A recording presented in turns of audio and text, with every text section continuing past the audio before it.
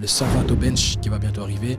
Et le squat, c'est un peu surcoté. Restez simple et entretenez vos bases, et c'est le mot d'ordre que tu avais aussi. Déjà, je suis hyper reconnaissant de pouvoir aider des gens aujourd'hui. Mais tu penses que c'est intéressant, même au niveau de l'hypertrophie, de faire de la force?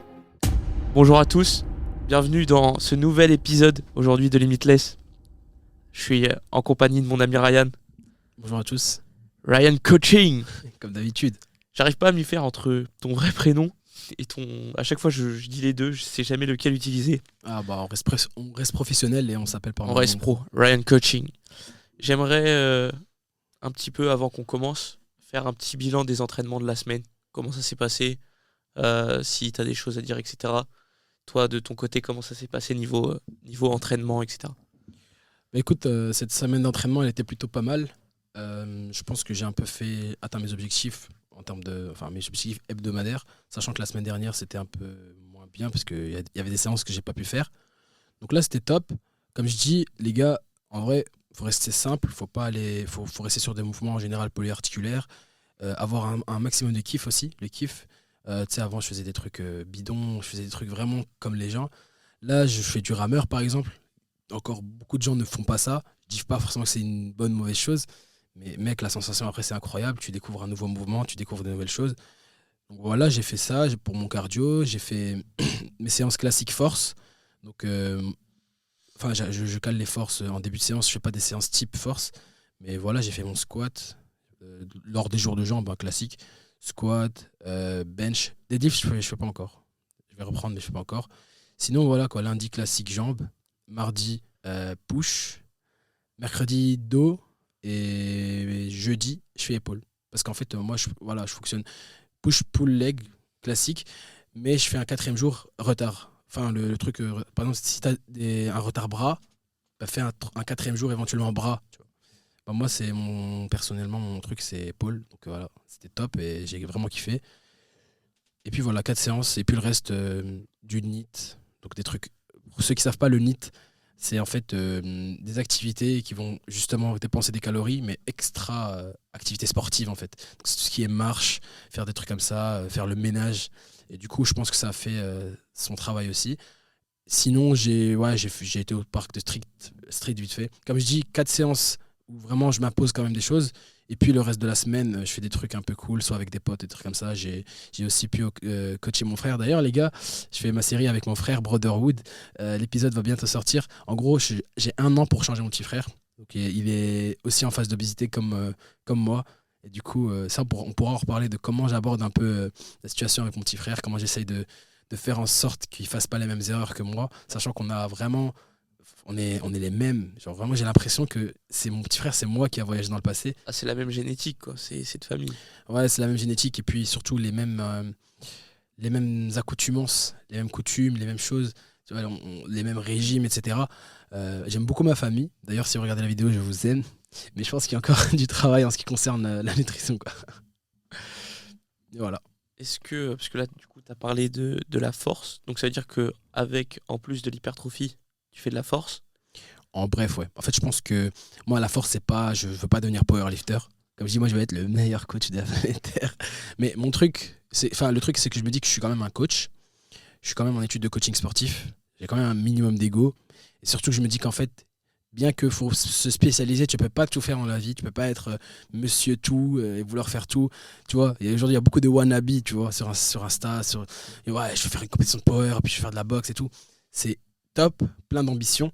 Mais si tu sais pas te focaliser sur un truc, c'est compliqué. Moi, je me suis dit à un moment, fallait y croire à un moment parce que c'était un peu difficile, parce que j'étais mitigé entre course, force, etc.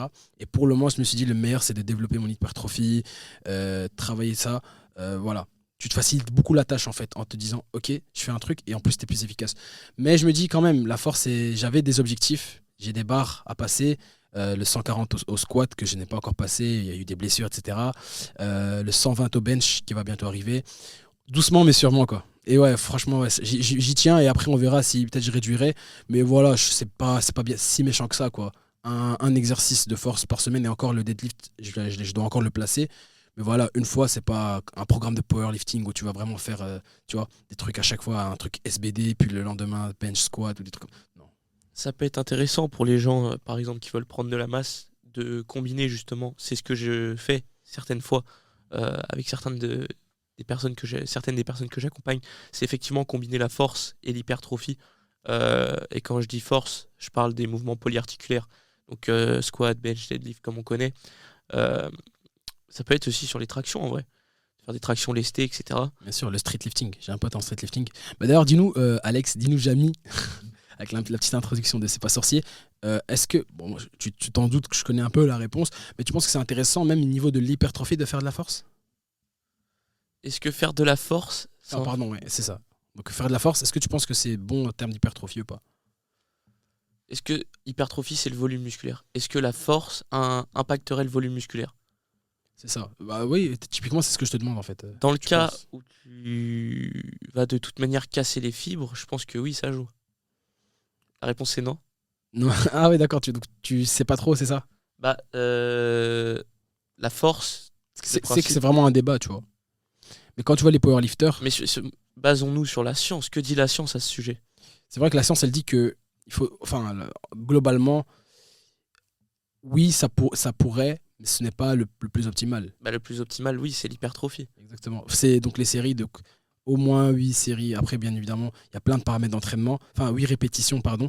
Mais forcément, la force, c'est de la tension mécanique, typiquement. Et donc, la tension mécanique fait partie des piliers de l'hypertrophie, comme le stress métabolique, qui justement n'est pas présent dans la force. Et donc, oui, en quelque sorte, ça travaille. Mais voilà, si tu fais que de la force, ce sera plus lent.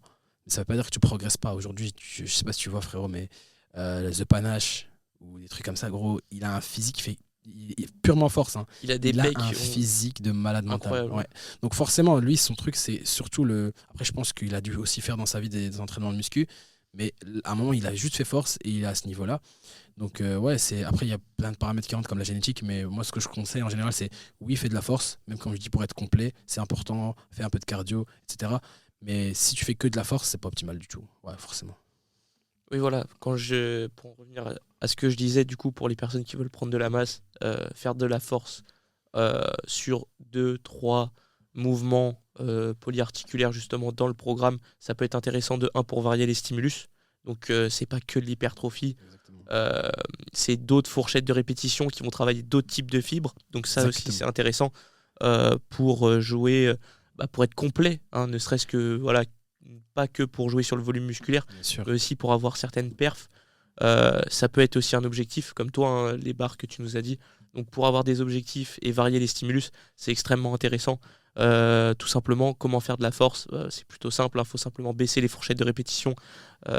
Généralement, on est en dessous de 5 répétitions pour travailler la force. Au niveau des séries, on est sur des séries pareilles, entre 5 séries en moyenne, et ça peut aller plus, ça peut aller moins. Mais voilà, baisser le nombre de répétitions et augmenter les charges avec un plan précis.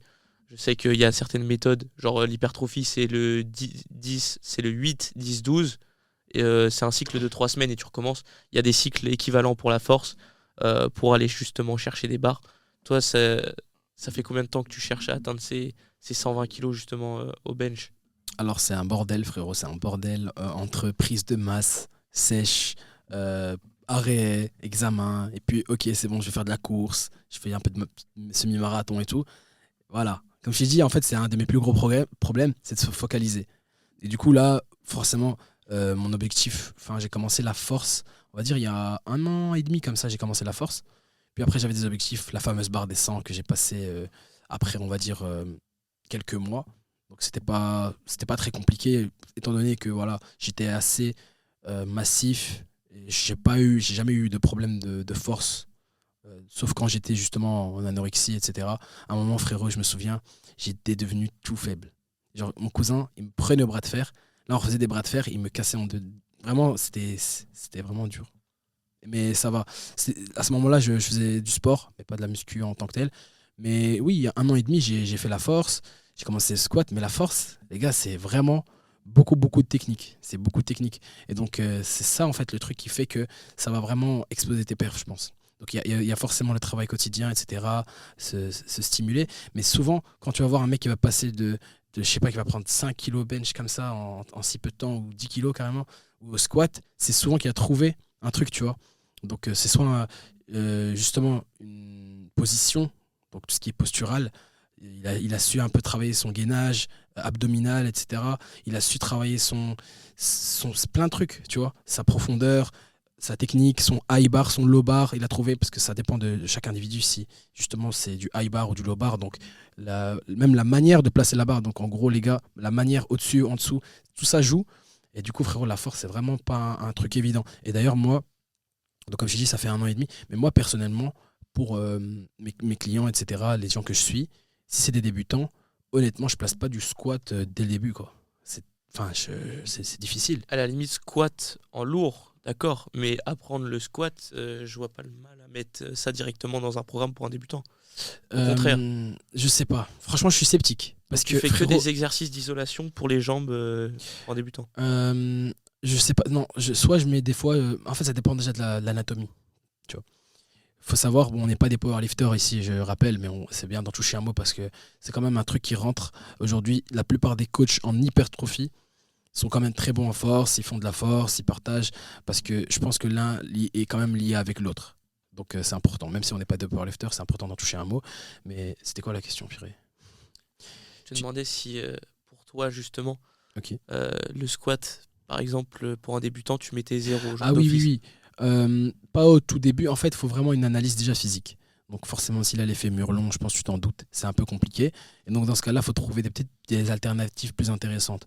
Moi, par exemple, ce que j'ai fait à un des clients, c'est que j'ai justement fait du squat guidé. Donc c'est une machine dont on parle pas beaucoup, mais a priori, je trouve pas vraiment le problème.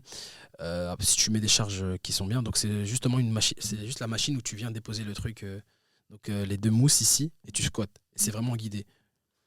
Ah, c'est squat pendulaire un petit peu.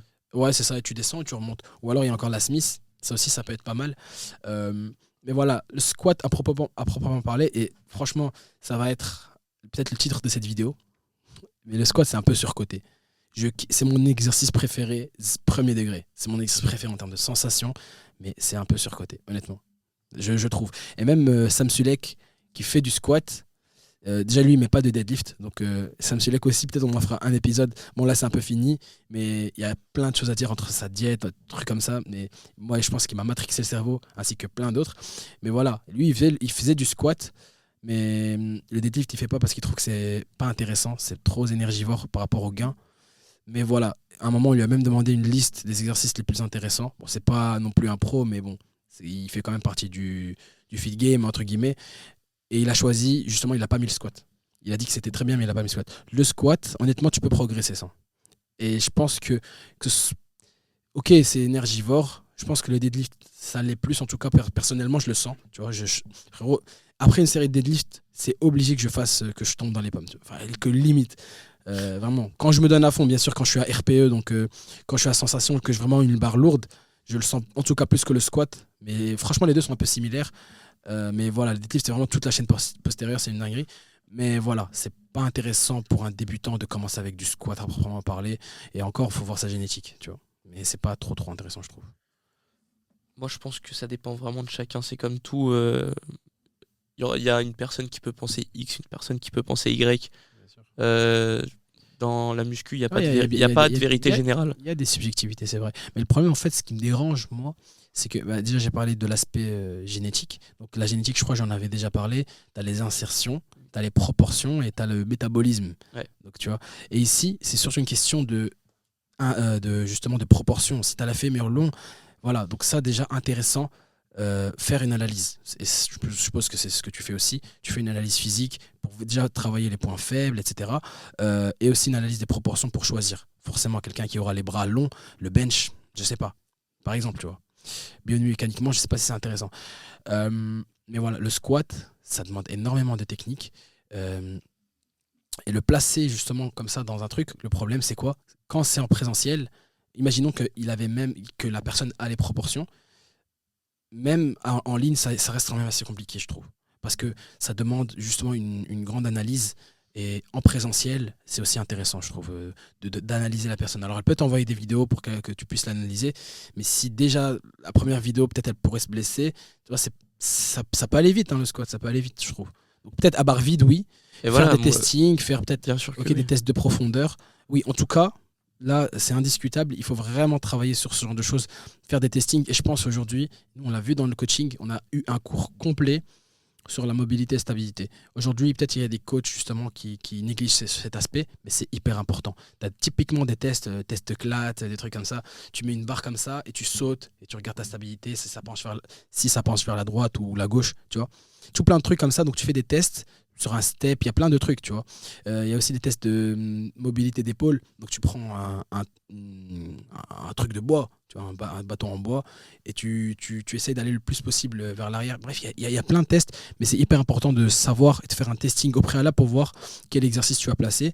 Et si tu vois que par exemple la personne a un point amélioré, une mobilité faible d'articulation, tu vois, d'épaule ou quoi, il faut même peut-être placer des séances justement pour améliorer cette mobilité. Et ça, je pense que ça va poser beaucoup de problèmes dans le futur du coaching. Vraiment. Là, il y a le coaching qui explose. C'est une bonne chose. En tout cas, enfin, une mauvaise chose, ça dépend. Mais le problème, c'est que, ouais, clairement, ça va poser problème parce qu'il y en a, ils vont être négligents, plus de blessures. Et c'est ce qui, je pense, va faire la légifération du coaching. Et que, tu vois, les gens feront beaucoup plus attention. Ok, j'ai acheté un programme et tout, mais je sens une blessure. Peut-être que c'était pas la bonne personne, quoi. Donc, ouais. Après, si la personne se blesse, c'est peut-être pas de la faute du coach en lui-même. Oui, ça, il y a une probabilité, mais je pense qu'aujourd'hui, il y a beaucoup de coachs qui négligent encore tous ces points. Parce que là, tu parles de mobilité, stabilité, etc. Justement, le fait de travailler, quand tu parles Smith Machine ou squat guidé, squat pendulaire, tu vas justement, je vais dire inhiber, mais tu vas justement enlever ce travail sur les muscles stabilisateurs. Effectivement, c'est vrai. Si on fait ce genre d'exercice avec une certaine instabilité qui nécessite une certaine mobilité de cheville, par exemple pour le squat, c'est aussi parce qu'on recherche ce genre de choses. C'est vrai. En vrai, comme je dis, ça, si peut-être la personne, tu sais, il y a des personnes qui aiment vraiment pas le squat. Mais oui, mais bien sûr. Mais si elle aime en vrai qu'elle veut en faire, après ça reste nous ici qui décidons. Mais je te dis, est-ce que tu penses que c'est vraiment intéressant de. Je sais pas, en vrai ça reste intéressant, mais c'est à voir, c'est vraiment au cas par cas. Ah. C'est compliqué de définir comme ça. Mais c'est vrai que faire que de la Smith, ouais, du coup, peut-être la personne, elle manque de stabilité justement. Et c'est en travaillant l'exercice, comme on dit, c'est en forgeant qu'on devient forgeron. Et du coup, c'est hyper important, ouais, de faire l'exercice pour s'améliorer justement pour celui-ci avec des charges plus basses, etc. Mais faire la Smith, je trouve que c'est pas un problème. Après, chacun sa méthode. Voilà. Pour moi, le squat, c'est vraiment un exercice de base. Genre, vraiment, le mot d'ordre que je dirais à tout le monde, c'est rester simple et en tenez vos bases. Et c'est le mot d'ordre que tu avais aussi. Et Bien ça sûr. fait partie des exercices de base. C'est un peu comme. Je vais sortir une rêve, c'est aberrant. Les 3 Pokémon, quand tu arrives, tu dois choisir un Pokémon parmi les 3. Dans la première quête, là, c'est un peu pareil. Genre squat, bench, deadlift. Même si voilà, tu l'as très justement dit, le deadlift c'est très énergivore par rapport aux résultats qu'on peut en avoir, en tout cas au niveau de l'hypertrophie. Mais effectivement, pour moi, personnellement, à titre personnel, le squat, si la personne, euh, ça correspond à sa morphologie, à son anatomie, pour moi, je vois aucun. Une vraie barrière, on va dire. Ouais, voilà, je vois aucune Bah, barrière à mettre justement le squat dans son programme. ouais, non, c'est une très bonne approche. Si tu fais ça bien, que tu as les capacités didactiques et analytiques même de suivre au fur et à mesure la progression, vas-y. Moi, personnellement, c'est juste ça me fait peur. La personne, si je mets le squat et que je suis pas vraiment assidu, j'essaie d'être vraiment assidu de sorte à ce qu'elle me filme. Tu vois, j'essaie vraiment d'être attentif à ce niveau-là, qu'elle me filme justement ces séances pour que je puisse aborder le point, enfin aborder justement le problème. Donc ouais, si c'est bien fait en soi, pourquoi pas. Mais j'ai ce petit côté de stress parce que j'ai fait justement des coachings en présentiel et des fois j'ai quand même accordé le même, enfin que quand les critères rentraient, des critères justement génétiques rentraient bien dans le truc et que la personne, ça lui correspondait de faire de squat génétiquement, mais que je voyais qu'au final l'exécution c'était vraiment dangereux.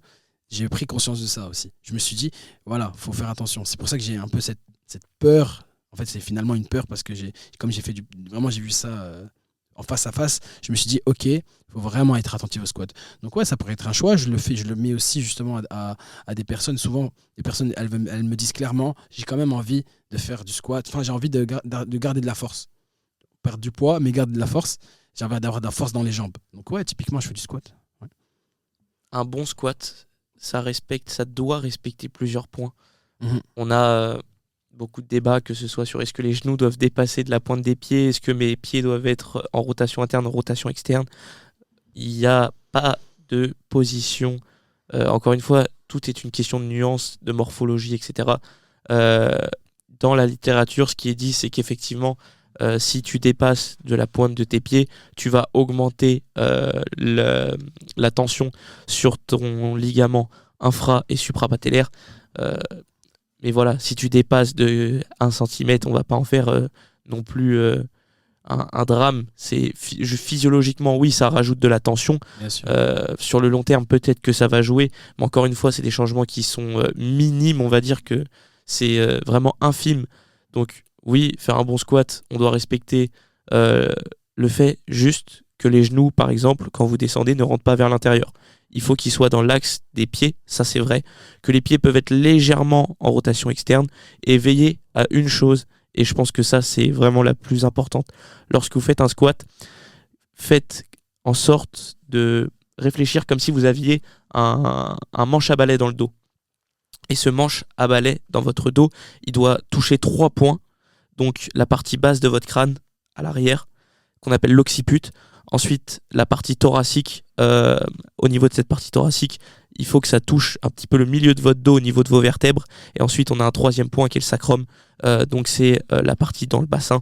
Et donc si vous respectez cet alignement, donc le travail de prendre réellement, je sais qu'à Basic Fit, il y en a des manches à balai que certaines personnes s'en servent pour s'échauffer, ce que je fais personnellement. Mais du coup, pour la mettre dans votre dos et visualiser vous-même, ça peut être aussi important de... Pourquoi il y a des miroirs, on n'est pas que narcissique, ça peut aussi servir à corriger un mouvement. Donc effectivement, mettre un bâton dans le dos, voilà, au niveau physiologique, peut-être dépasser légèrement la pointe des pieds, on n'est pas là pour non plus dire non, c'est impossible, c'est faux, vous pouvez le faire. Ensuite, les talons ancrés dans le sol, il faut que quand vous êtes au plus profond de votre squat, donc une fois que vous avez dépassé la parallèle en bas, il faut que vous puissiez limite bouger les orteils et être stable sur vos talons. Alors il y a un nom pour ça qu'ils utilisent au CrossFit, je sais plus comment on dit, mais c'est important d'être ancré sur les talons et pas sur la pointe des pieds. Et au même titre que on peut utiliser la flexion de hanche et la flexion de bassin euh, pour justement le deadlift, c'est la même chose. Si vous engagez plus avec une flexion de tronc, pardon, vous allez faire tirer sur vos fessiers. Si vous faites avec une flexion si vous engagez plus avec la flexion de genou, vous allez plus recruter les quadriceps. Donc ça dépend. Donc effectivement, déjà, il n'y a pas de manière clé de faire le squat ou voilà, c'est vraiment la manière et pas une autre. Après, forcément aussi, ça dépend des objectifs. Et le squat, le terme squat, c'est large. Et en fait, aujourd'hui, oui, en fait, il y a plutôt des trucs à ne pas faire, oui. Mais des trucs à faire, il y en a beaucoup. Faut savoir une chose, c'est que les gars, pas tout le monde aussi a un objectif strict d'hypertrophie ou des trucs comme ça. Moi, ok, il y a des gens qui me disent j'ai envie de perdre du poids, par exemple, mais j'ai eu beaucoup de gens qui me disent ok, j'ai envie de perdre du poids et être un peu explosif. J'ai envie de perdre du poids et voilà, je vais faire du foot. C'est aussi pour ça.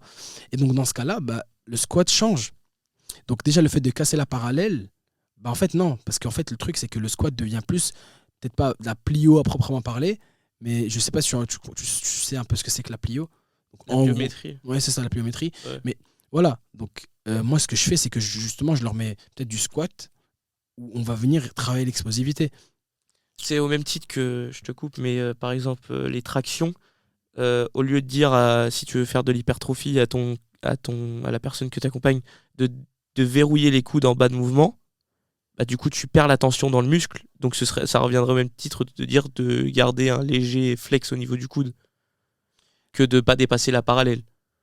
C'est vrai qu'en fait, ouais, c'est un peu ça. Après, ça dépend parce que, voilà, encore une fois, ça dépend de l'objectif. Je pense, je m'y connais pas vraiment en street lifting, en calisthenics et tout, mais pour peut-être valider une traction, faut justement casser faut débloquer Oui, en street lifting, mais du coup là, comme ça. on parle Ouais, d'hypertrophie bien pure sûr, bien sûr. pour garder la tension dans le muscle et augmenter le stimulus. Pour augmenter le stimulus, ouais, c'est vrai que par exemple pour les tractions typiquement, ouais, du coup, faut lâcher, enfin, faut pas totalement lâcher, faut repartir direct. Après, en ce qui concerne le squat, tu peux encore descendre en dessous de la parallèle, il y a encore la tension. Mais à partir d'un certain moment, ouais, il y a plus trop.